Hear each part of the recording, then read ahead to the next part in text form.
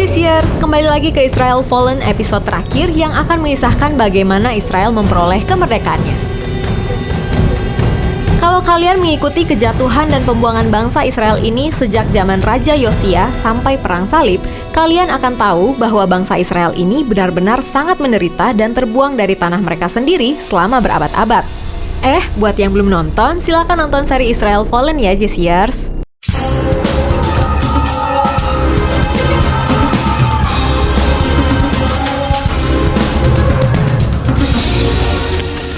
Kita lanjut ya, di tahun 1897 Masehi dimulai Kongres Orang Yahudi di Diaspora, penduduk asli suatu negara yang tersebar di luar negeri, pertama di Basel, Swiss. Herzl mulai dikenal dengan gagasan Zionisme yang sama dengan Aliyah orang Yahudi kembali ke Israel. Tahun 1904 sampai 1914 terjadi Aliyah kembalinya orang Israel ke tanah Kanaan, kedua dari Rusia dan Polandia. Di tahun 1909 kibbutz, kampung Yahudi yang terintegrasi secara sosial ekonomi pertama dibangun di Degania, Tel Aviv. Di awal abad 20 ini, Ottoman kalah dari Inggris setelah 400 tahun berkuasa di Israel. Hal ini menandai runtuhnya kekhalifahan Islam terakhir.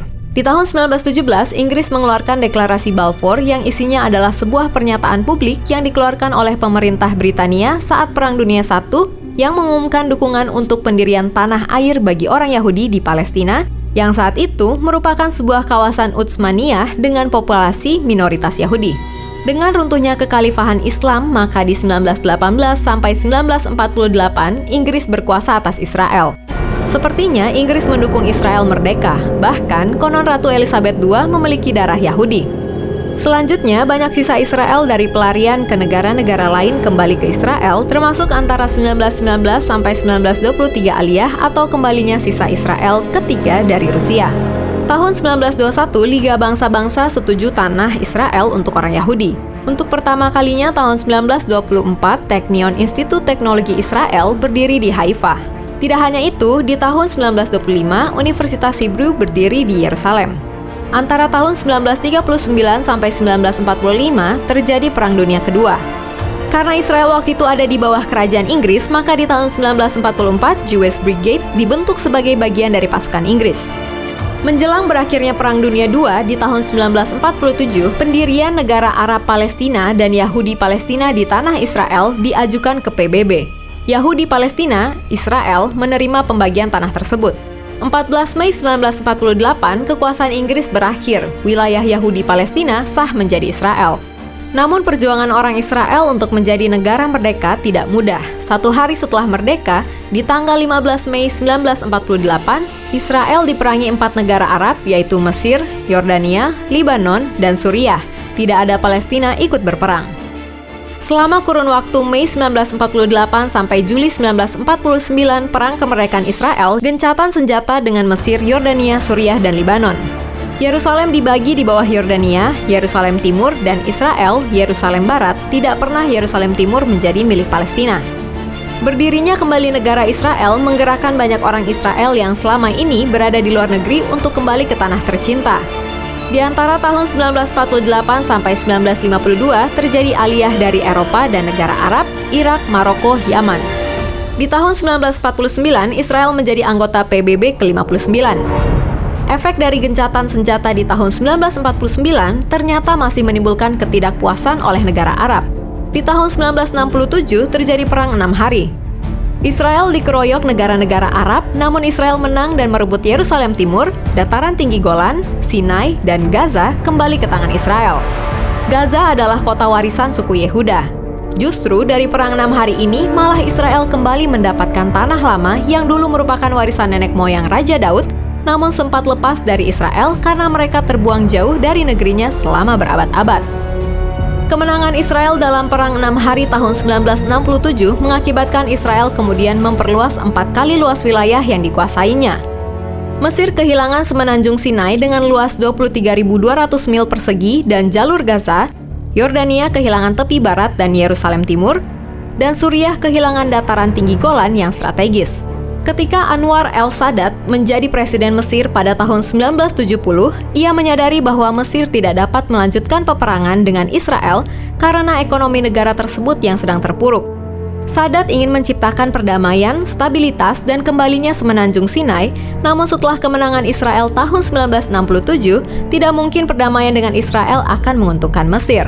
Sadat kemudian menyusun rencana berani untuk menyerang Israel lagi. Meskipun jika serangan tersebut tidak berhasil, Sadat berusaha meyakinkan orang Israel bahwa perdamaian dengan Mesir diperlukan jika tidak ingin mengalami serangan terus-menerus.